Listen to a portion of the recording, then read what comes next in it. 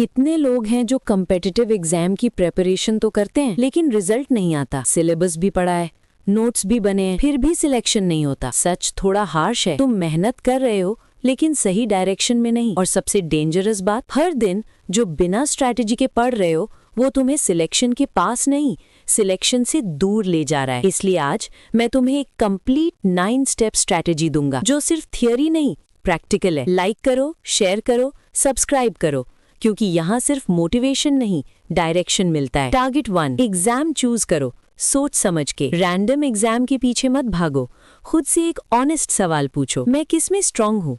Math, reasoning, GK, English. जिस exam का pattern तुम्हारी स्ट्रेंथ से मैच करे वही तुम्हारा एग्जाम है। सही choice equal to half battle already जीत ले। स्टेप 2, सिलेबस को डिकोड करो। सिलेबस सिर्फ लिस्ट नहीं है, ये तुम्हारी रोड मैप है। अगर तुम्हें ये नहीं पता कौन से टॉपिक्स इंपॉर्टेंट है, किस चैप्टर का वेटेज ज्यादा है, तो तुम बस रैंडम पढ़ रहे हो। No clarity equal to no selection. Step 3, time table नहीं, to do list. Time table बोलता है 9 to 11 मैथ, वेग है, कंट्रोल नहीं है। टू डू लिस्ट बोलती है आज 30 क्वेश्चन सॉल्व करने हैं, स्पेसिफिक, मेजरेबल, पावरफुल। और जब तुम टास्क कंप्लीट करते हो ब्रेन डोपामीन रिलीज करता है। Dopamine equal to motivation automatic. Step 4, concepts build करो। रट्टा मारोगे तो फेल हो जाओगे, क्योंकि एग्जाम क्वेश्चन रिपीट नहीं करता, कॉन्सेप्ट को टेस्ट करता है। हर टॉपिक पे पूछो ये काम कैसे करता है, इसका लॉजिक क्या है, इससे क्वेश्चन कैसे बनेगा। कॉन्सेप्ट स्ट्रॉन्ग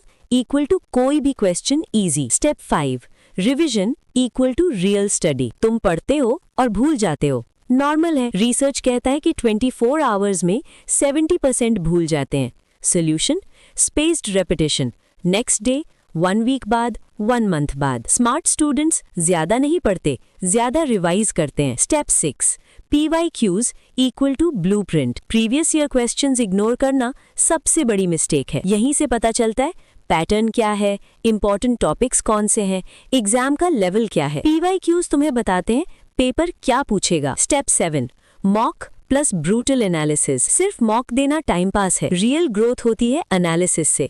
हर टेस्ट के बाद लिखो गलती कहाँ हुई, क्यों हुई, नेक्स्ट टाइम कैसे अवॉइड करूंगा। ये स्टेप इग्नोर किया तो ग्रोथ बंद। Step 8, mindset. सच सुनो, ये जर्नी टफ होगी। ऐसे दिन आएंगे जब कुछ समझ नहीं आएगा, जब मॉक स्कोर गिर जाएगा, जब तुम खुद पे डाउट करोगे। और वही पॉइंट है जहां 90% लोग गिव अप कर देते हैं। पेपर में नहीं, प्रिपरेशन में हारते हैं। टॉपर वो नहीं जो कभी गिरा नहीं, टॉपर वो है जो गिर के भी रुकता नहीं। Consistency equal to mood, discipline equal to motivation. Step 9, rest भी स्ट्रैटेजी का पार्ट है। स्लीप लग्जरी नहीं, नेसेसिटी है। जब तुम सोते हो ब्रेन मेमोरी को स्टोर करता है। अगर नींद सैक्रिफाइस करोगे तो पढ़ा हुआ भी वेस्ट हो जाएगा। 7 to 8 hours sleep equal to better retention and focus. अगर तुमने ये 9 स्टेप्स ऑनेस्टली फॉलो किए, रिजल्ट आएगा, पक्का आएगा। लेट हो सकता है लेकिन रुकेगा नहीं। मैं 9 स्टेप्स का डिटेल्ड ब्रेकडाउन और डीप एनालिसिस नेक्स्ट वीडियोस में लाने वाला हूँ, इसलिए कनेक्टेड रहना। लाइक करो, शेयर करो, सब्सक्राइब करो और कमेंट में लिखो स्ट्रैटेजी, अगर आज से तुम सीरियस हो।